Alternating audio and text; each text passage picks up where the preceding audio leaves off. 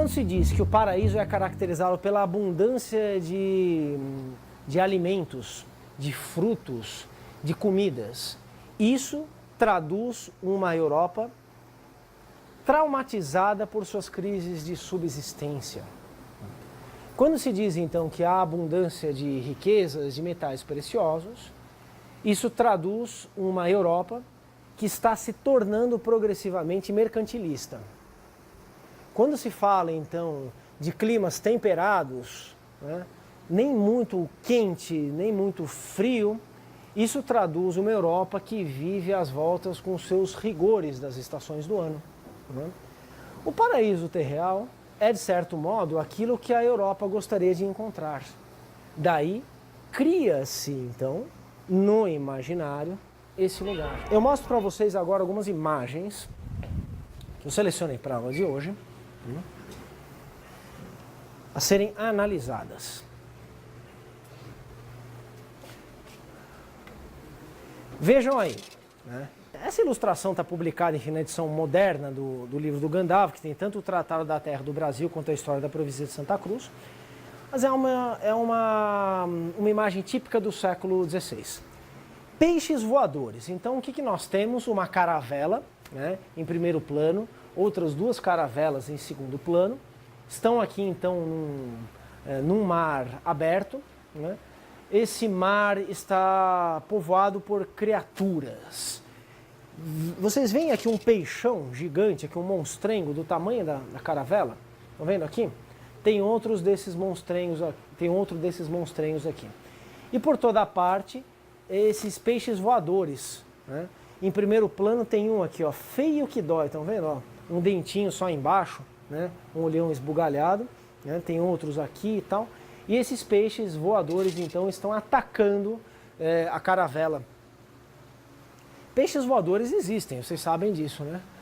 Aliás, todas as criaturas que existem no mundo hoje, enfim, praticamente todas já existiam nessa época, só que nessa época, além de existirem algumas que não existem mais, porque já foram extintas, existiam em muito maior abundância e eram muito menos conhecidas do que são hoje em dia. Desse modo, nós temos aqui, né, numa imagem fantasiosa, numa imagem que pode até ser considerada como algo absurda por nós, né? Então, uns peixes voadores gigantes, né, atacando uma caravela, né, é uma representação do espanto dos europeus em relação a criaturas encontradas num ambiente que para eles ainda é um ambiente novo, ainda é um ambiente muito desconhecido. Que ambiente é esse? O oceano. Não fazia muito tempo que os europeus praticavam sistemática e regularmente a navegação oceânica. Desse modo, essas criaturas do oceano causam surpresa, causam espanto. E quando alguma coisa choca, quando alguma coisa surpreende, né, o testemunho em torno dela naturalmente tende a ser exagerado, tende a ser amplificado. Não é assim? Quando nos acontece alguma coisa inusitada, inesperada, né, quando nós nos deparamos com algo que não conhecemos e que nos causa temor, que, enfim, mexe com as nossas apreensões, né, por quaisquer motivos, a tendência é que a descrição seja aumentada. Eu nunca levei uma picada de cobra, felizmente, mas eu imagino que se um dia eu levasse uma picada de cobra, eu seria capaz de jurar que a cobra que me atacou era uma sucuri gigantesca, enfim, apesar que as sucuris não são venenosas. Claro, diante daquele espanto, né, é um monstro gigante o que está nos atacando, não é assim? Né? Então aqui nós temos muitos pretextos para essa distorção de perspectiva do nosso ponto de vista. São representações de mundo. Essas criaturas desconhecidas tendem então a ser descritas, tendem a ser representadas em dimensões compatíveis com o grau de novidade carregado pelo encontro com essas próprias criaturas.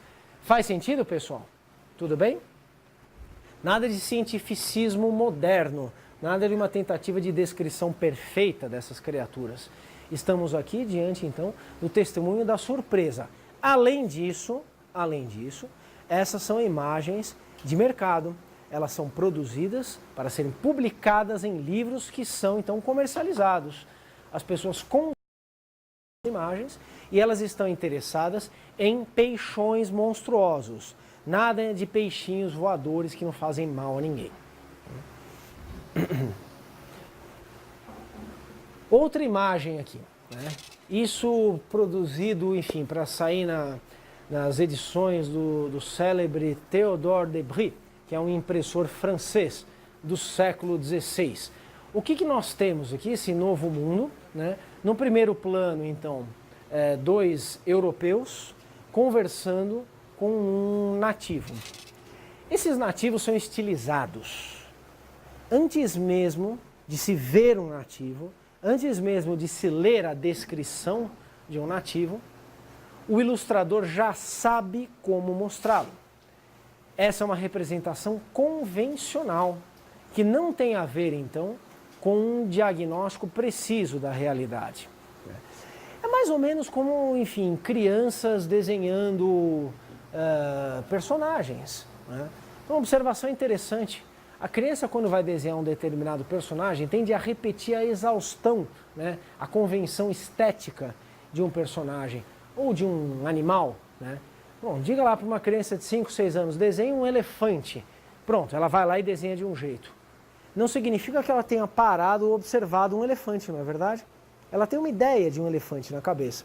Porque ela viu imagens, porque ela, enfim, viu no zoológico, porque ela viu, enfim, fantasias, viu representações de elefantes. Ela tem na cabeça, então, ideia de um elefante. Ela vai lá e desenha o elefante sempre do mesmo jeito, até que por algum motivo ela resolva modificar essa imagem. Mas a tendência, então, é que se desenhe um elefante a partir de uma experiência que não necessariamente é a experiência direta com o elefante, mas é a experiência compartilhada socialmente. A tendência também é que essas convenções se repitam de criança para criança. Faz sentido isso? Sim? Aqui nós estamos também diante de convenções que são manipuladas por gente que dispõe então de certas ideias pretéritas acerca dessa realidade que será mostrada como representação, não como uma descrição fiel da mesma. Bom, então os europeus estão conversando com esse nativo. Ao redor deles, alguns nativos desesperados que estão sendo, enfim, atacados por criaturas fantásticas. No primeiro plano, né, um pobre coitado, né, está sendo espancado por um diabão aqui, estão vendo? Né? Chifrinho, rabinho, né, as asas e o sorriso maligno. Também uma representação convencional do diabo. Existem outros diabos que estão espalhados por aí, existem criaturas fantásticas, monstros voadores. Tem um quadrúpede aqui de difícil definição, que tem uma cara humana, mas não muito humana, estão vendo? Né? Uma espécie de um cachorro aqui, um bicho esquisito a beça. Né? Outro nativo está sendo atacado por um demônio, mas esse demônio aqui ele é mais quadrúpede do que esse daqui, que é mais bípede. Estão vendo aqui, ó? Né? Tem, enfim, um focinho de lobo, um focinho de cachorro, alguma coisa assim. E aqui, tem outro aqui também, ó. Outro demônio, um demônio mais anãozinho, aí também com uma cara diferente, com um tacape espancando o nativo, enquanto os europeus conversam. Né? Há que se acreditar nisso? Né? Não, nem todo mundo que visse essa imagem acreditaria que as coisas eram exatamente dessa maneira. Mas essa crença, repito, é uma crença que não deve ser interrogada diretamente. Por quê? Em primeiro lugar, isso aqui é interessante, isso mexe com uma predisposição ao consumo do fantástico, do fantasioso. Em segundo lugar, essa peça é uma propaganda, veiculada então por um impressor francês do século XVI. Ela mostra ibéricos incapazes de governar o novo mundo. Portanto, faz uma apologia da expansão francesa da colonização. Na mão dos ibéricos, olha o que é o novo mundo, ó, tá vendo? Né? Então, o problema não são nem esses índios pelados aí. O problema é o demônio, a maldade, a desordem. Né?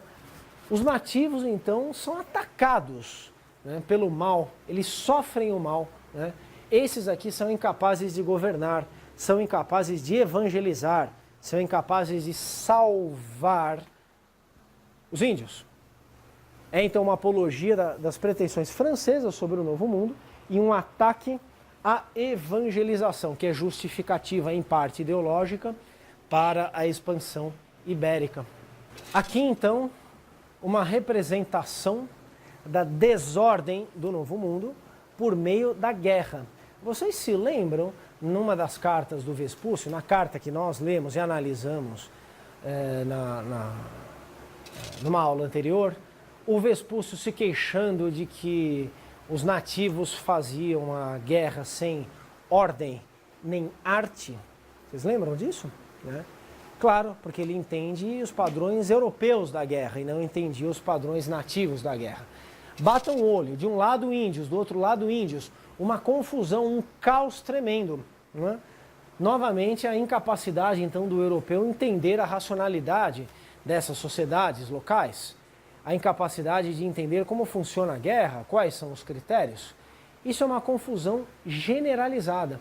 Ao fundo, nós temos um elemento de fauna, nós temos uma habitação, nós temos um elemento de relevo geográfico, essas montanhas, nós temos os nativos e nós temos aqui o banquete de carne humana, nesse canto superior esquerdo. Né? Então temos aí a grelha que está fazendo um autêntico churrascão, né? Só que aqui são pedaços de um corpo humano. Né? Destaca-se então o que há de diferente, o que há de surpreendente, a alteridade em relação aos europeus. Coloca-se aqui não o que há de comum, não o que há lá e cá, mas o que só há no Novo Mundo, de um ponto de vista europeu. Representem então essa imagem, né? A perplexidade, a novidade, o desconhecimento do europeu em relação ao Novo Mundo. Além, claro, de novamente atender às demandas em torno do curioso, em torno do bizarro, em torno do desconhecido, que torna-se logo interessante. Essa outra imagem, né, essa já está colorida. Novamente, Théodore de Brie, né, o preparo do banquete canibal, uma gravura do livro do Hans Staden. Aqui nós temos então o banquete sendo preparado pelas mulheres, pelas nativas, com suas crianças. Novamente, representação fortemente estilizada. As mulheres são todas muito parecidas, elas são convencionais e as crianças também. Todas carequinhas, com o cabelinho do lado, salvo uma ou outra. Estão preparando o banquete, né? Então, o menu principal certamente é a carne desse infeliz, cuja cabeça está aqui. Aqui nós temos então os intestinos, né? As tripas, os miúdos desse homem. E elas estão experimentando, tá vendo? Todo mundo aqui levando, enfim, uma cumbuca à boca, comendo pedaços de carne, né? Aqui a filhinha falando para a mãe, eu também quero, me dá um pedaço, estão vendo aqui, ó? Né? Aqui o menininho subindo nas costas dela. Esse aqui sai feliz da vida, vejam que imagem interessante, né? Saiu com um bom quinhão, né, desse banquete que está sendo preparado. Né? Olha lá, a mãe fazendo um cafunézinho. Tá aqui, meu filho, uma comidinha gostosa para você, né? Então, já esse aqui não teve a mesma sorte. Olha a cara do coitadinho, né? A cara assim, ai, tô com fome. Se nós observarmos essa imagem seguinte aqui, né? Novamente, preparo de banquete, né? Há uma discrepância em relação à imagem, ou melhor, há uma luz no fim do túnel, do ponto de vista europeu, claro, né? Que é essa imagem aqui do europeu, o europeu devoto, escandalizado com o que ele vê, né? Numa postura, então, de elevação do seu olhar em relação aos céus, uma atitude reverencial para com a divindade demonstrada pela posição dos seus braços, do seu corpo. Ele está lá, mas ele não está compartilhando disso. O banquete aqui ele é apresentado de maneira bastante chocante, né? Existe mais de uma cabeça, né? Tem uma aqui, tem outra cabeça aqui. Esse aqui acabou de ser morto, o corpo dele ainda está sendo despedaçado, né? Cada uma sai com um pedaço. Essa mulher aqui saiu com uma perna, né, bem gostosa, essas duas com 2 braços. Esse menininho ficou com a cabeça e está mostrando a cabeça para nós. Essa outra cabeça está sendo então colocada nessa cumbuca grandona. Pedaços aqui de lenha para fazer o fogo. As crianças estão ajudando, né? Tudo isso é demoníaco, tudo isso é bestial, e para tudo isso há uma saída, né? A saída está então nessa alteridade aqui, né? É o europeu, né? A própria cor da pele dele é bem diferente das demais, né? Esse aqui está coberto de uma penugem, está com uma roupa, né? Uma preparação corporal condizente com a sua centralidade no ritual, né? Mostra então que há algo que não é simplesmente fome nem perversidade da parte dos indígenas, mas que há um elemento ritual aí, né? Esse sujeito desempenha um papel central na execução daquele que será comido. Trata-se de antropofagia, não de simples canibalismo. Mas mesmo assim, claro, é uma representação bestial. Essas mulheres, inclusive, elas são bastante à feição de feiticeiras europeias do século XVI. As imagens são muito parecidas com imagens, então, de mulheres demoníacas na arte e no mundo visual europeu desse século XVI. Vejamos, por exemplo, o tríptico do Hieronymus Bosch, As Tentações de Santo Antão, por volta de 1500, um pouquinho anteriores, então, àquelas imagens do Théodore de Bry. Vocês conhecem as imagens, enfim, os quadros célebres do Hieronymus Bosch, não é?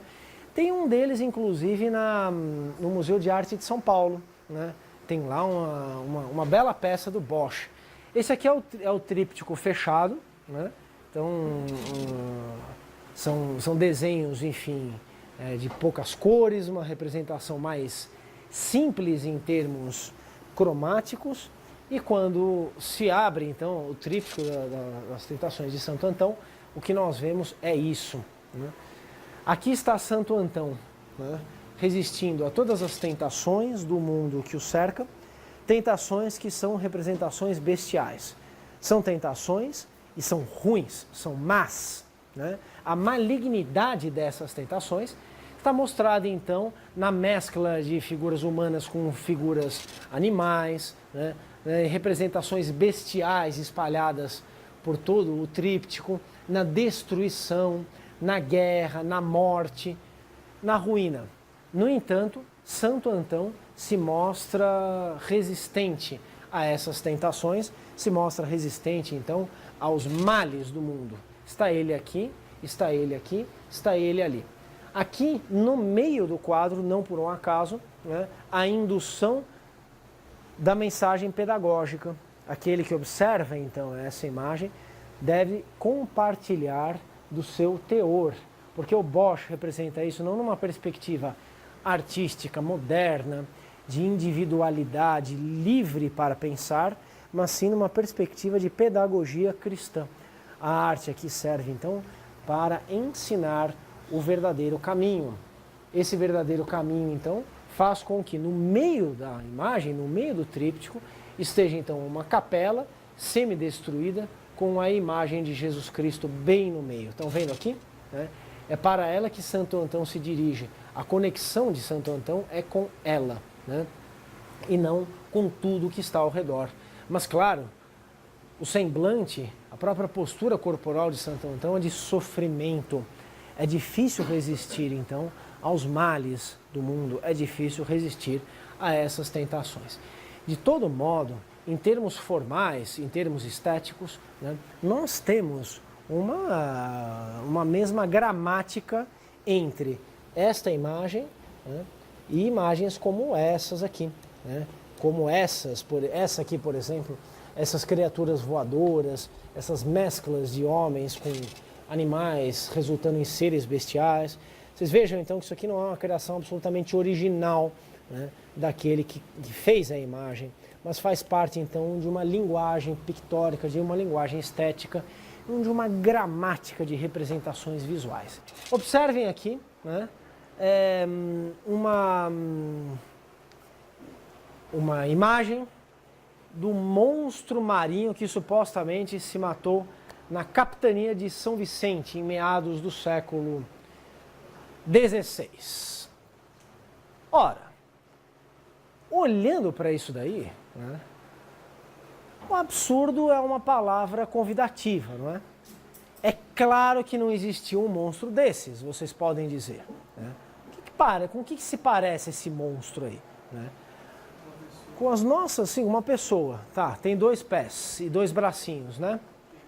Sim, tem 2 peitos, né? Sim, o monstro é feminino, uma representação também muito seiscentista, né? Que tem a ver, claro, com Eva, né? O mal é feminino, tá aí. Então a pessoa tem algo de pessoa, tem, enfim, mas tem muito de animal, né? Essa cabeça não é exatamente uma cabeça humana. O corpo, para além dos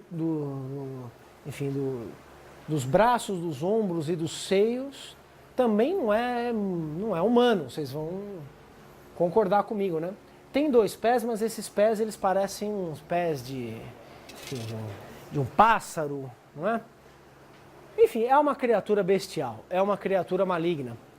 Diz a história que esse monstro foi morto na capitania de São Vicente por um oficial português, que aqui está, que foi despertado do seu descanso pelos indígenas, que quando viram esse monstro, né, tentaram aqui matar o monstro, não conseguiram. Quem consegue matar o monstro é o europeu. Pronto. Um discurso no qual o imaginário da colonização se converte novamente em ideologia da colonização. Digo novamente porque no caso do Théodore de Brie e dos ibéricos incompetentes de governar o Novo Mundo, também havia uma dimensão ideológica forte.